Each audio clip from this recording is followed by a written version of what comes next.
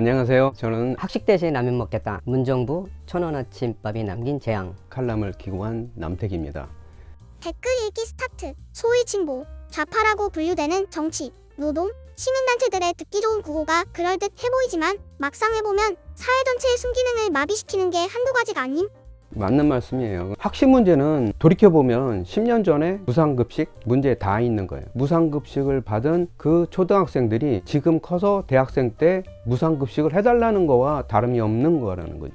한번 복지를 받아들인 사람은 그걸 갖다가 자기 개인 돈으로 부담하는 거를 굉장히 싫어할 수밖에 없죠. 그러니까 복지라는 건 한번 학습이 되면 잊을 수 없는, 마약같이 세금으로 하는 정책은 누군가는 그만두지 않으면 문제가 되는 거예요. 돈이 없어 제대로 된 밥 한 끼 먹지 못하는 학생들이 수두룩한데 현실에서 양질의 강의가 무슨 소용임? 먹고 살자고 하는 건 맞는데 먹는 게 다는 아니잖아요. 제가 계산해 본 게 있는데 나라가 1,000원을 지원하면 학교가 1,500원을 지원해서 2,500원에다가 학생이 1,000원을 내서 원가 3,500원짜리 식사가 가능하게 된 겁니다. 근데 2,500원을 학생이 일주일 동안 5일을 나온다 하고 한 달 동안 나오면 그게 5만 원이에요. 5만 원이란 돈을 개인적으로 생각하면 학생이 저희 식당 같은 데서 알바를 5시간만 하면 벌 수 있는 돈이에요.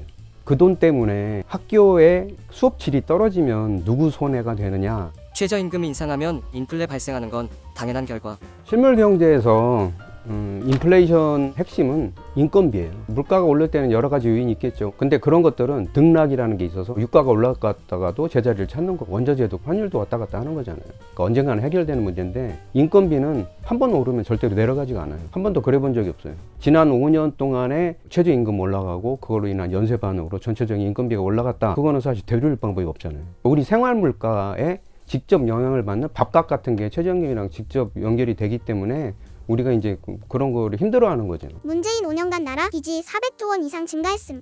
이러한 빚은 지금의 대학생들이 향후 부담해야 할 세금임.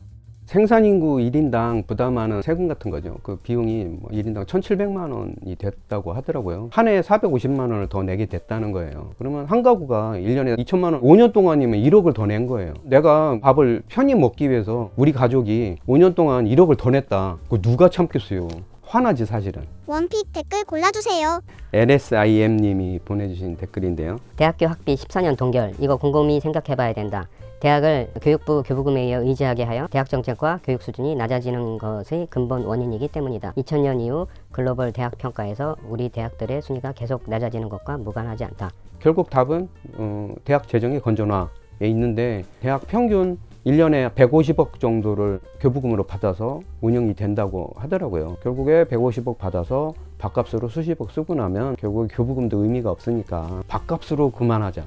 나는 고발한다 칼럼에 댓글 많이 달아주세요. 필자가 직접 읽어드립니다.